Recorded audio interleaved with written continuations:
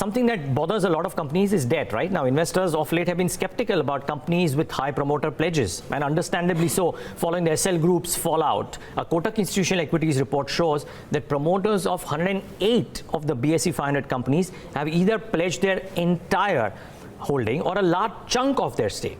Devina is here to take us through the list of the top 5 companies where the shares of pledged stake have moved up the most in the third quarter. Devina, good morning. Interesting data, but there are ones which have some worrying signs. Yes, Neeraj, and you know how the market takes to this aspect of promoter pledges going up, and we've seen that in the past with the SL Group, and we've seen that in the past with the ADAG Group as well.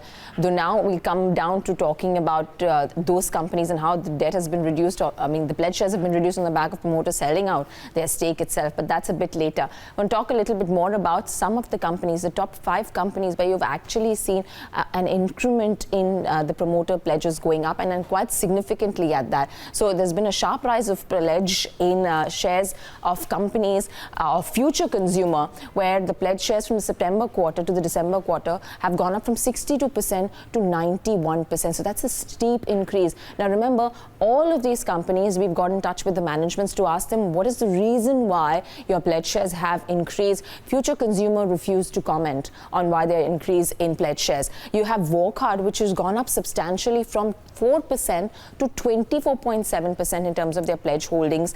They did not comment, they did not reply back to or give us any responses. Crompton Greaves Consumer is the other one. 48.9% was the promoter pledge holdings in the September quarter, which has gone up to 64.1%.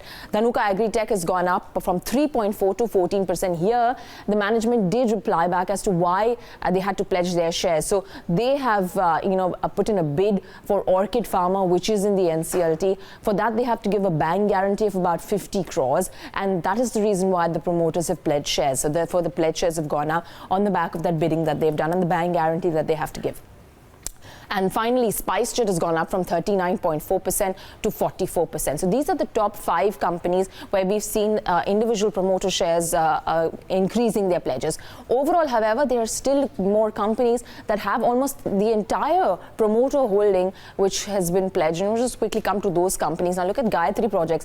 100% of the promoter holdings is pledged as of the December quarter 2019. Then you've got Future Lifestyle, which is 99.8%. You've got Dish TV, obviously you know it's an SL Group stock. The stock's down, the promoter pledges here are 93.5%. Future Consumer also, we said, we spoke about how the pledges have gone up from 68%, and that takes the tally to 91.9% of the total promoter holding. And Jindal Stainless, I think this is Jindal Stainless Hisar, which is at 87.7%.